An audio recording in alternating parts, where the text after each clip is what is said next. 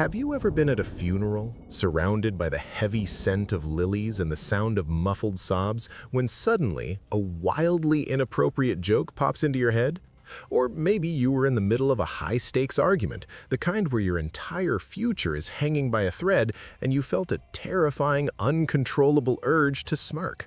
If you've ever had to bite your lip until it bled just to stop a giggle from escaping during a tragedy, congratulations, you're officially a broken human being. Just kidding. Well, mostly. In reality, you aren't a psychopath, even if your aunt is currently staring at you like you're the devil's intern. But there is a reason why your brain chooses the worst possible moments to turn into a stand-up comedian, and trust me, it's much darker and more poetic than just being nervous. Welcome to Psychology Key. Today, we are unlocking the disturbing reason why we laugh when we should be crying, and what that smirk actually says about your soul. Let's be honest for a second. There is nothing actually funny about a car crash or a public breakdown, yet there you are, trembling with suppressed laughter. Most people will tell you it's just nervous energy, but that's a boring oversimplification. If it were just nerves, you'd tap your foot or sweat. You wouldn't find the collapse of a human life funny. So why the laughter? This is where it gets uncomfortable. This reaction isn't just a glitch, it's a shield. But what exactly are you shielding yourself from?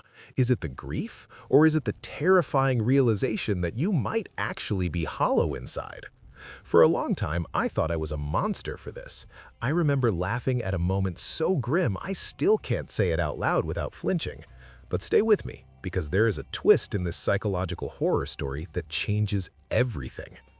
Here is the part that sounds like a lie. That inappropriate giggle, it's actually a sign of extreme empathy. It sounds backwards, right?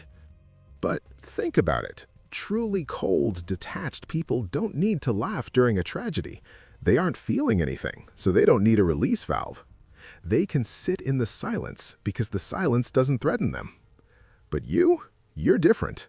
You laugh because the emotional weight of the room is so heavy it's literally crushing your nervous system.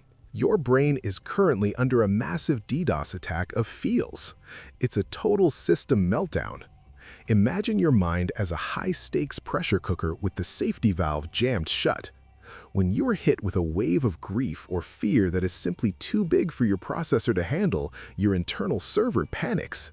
It looks for the quickest emergency exit to vent that lethal amount of pent-up energy, and in its desperation, it accidentally hits the humor button. Scientists call this a dimorphous expression, a biological panic attack disguised as a bad joke. It is your body's clumsy, desperate attempt to regulate an emotion that would otherwise break you. You aren't laughing because it's funny. You're laughing because your soul is trying to breathe.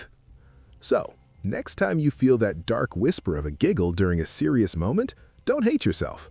That smirk is actually your ancient protector throwing a smoke bomb so you can escape an emotional fire. It's a reminder that even in the darkest abyss, your spirit is so resilient that it will find a rhythm to survive, even if that rhythm is a poorly timed laugh. You aren't a monster, you're just deeply, painfully human.